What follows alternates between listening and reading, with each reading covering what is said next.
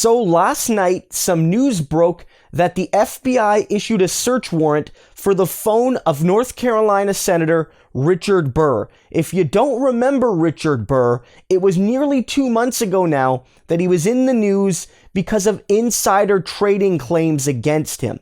That when this health crisis was about to break, before it really went mainstream in the United States, he got briefings as a senator about the severe economic effects that could happen.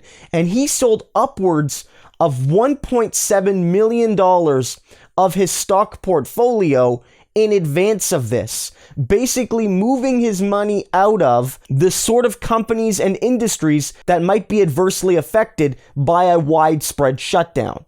Now, of course, that on its own did not necessarily prove insider trading, but from a political optics perspective, Richard Burr, as well as people like Kelly Loeffler, a Republican senator from Georgia, were wrapped up politically in a very clear insider trading scandal. But this has been escalated because the FBI has actually issued a warrant. And that means something is at the very least extremely suspicious. The FBI will not just issue a warrant for a sitting United States senator willy-nilly.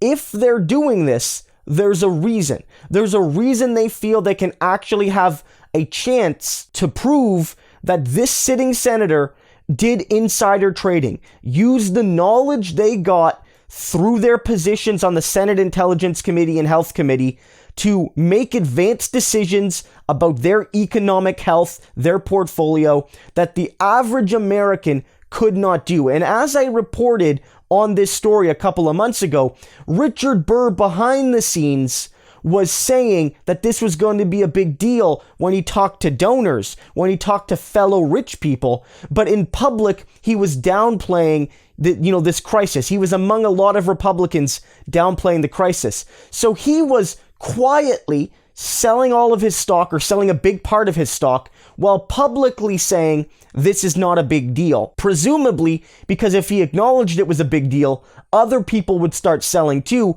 and he wouldn't be able to sell at high or moderate prices. He would be selling on the downturn like everybody else. It was utterly despicable. And it should also be noted that, this piece the LA Times wrote on Richard Burr notes the Stock Act, which was a 2012 piece of legislation aimed at preventing congresspeople and senators from doing insider trading, advanced trading, based on the secure knowledge they were getting as high-ranking elected officials. Basically, it's an acronym for Stop Trading Off Congressional Knowledge. It's pretty clever, actually.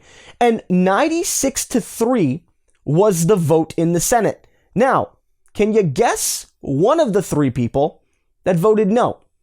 Richard Burr. Now, I'm not saying that it immediately makes him guilty, but I do think it's especially rich that one of the three senators, really 3 people out of 100 senators, voted to not have senators be curtailed in their ability to insider trade. And now he's the one that very likely did it from my perspective. Now, in a legal sense, of course, people are innocent until proven guilty. But in a political sense, this has been a disaster for Burr and so many others. Now, there is a point being raised right now. Why is Richard Burr the only one getting this level of investigation? And one of the things I've been hearing, now this is speculation, is that he was on the Senate Intelligence Committee, which did publish a report suggesting that Donald Trump's election victory in 2016 was influenced, at least indirectly, by Vladimir Putin's Russia. And that his committee published that report. And that some people are saying this is, vindication from Donald Trump, from the Trump administration on him. The LA Times notes that, an FBI investigation into a sitting senator would have to come from the very top of the government. And that might indicate that this is in some part, influenced by Donald Trump's, animosity towards Burr. Kelly Loeffler's been far less critical of the Trump regime, and she's not implicated, even though she's done the same thing.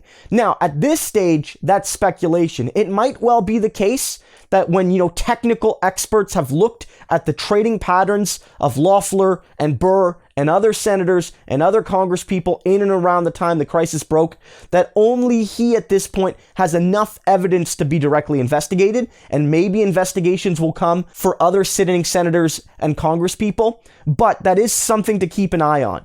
Is Donald Trump taking someone who did probably do something wrong? This is not a trumped up charge, no pun intended, but is he picking and choosing which legitimate insider traders are going to get the book thrown at them? That's something to keep in mind. But in general, this is important to see because for far too long, elites in both political parties, maybe the Republicans more than the Democrats, but in both political parties, have used their insider knowledge, have used their elite connections to enrich themselves in the best of times, but often even in the worst of times. And there needs to be severe political and legal consequences for any politician that does that. If this happens to Richard Burr, that's a good thing.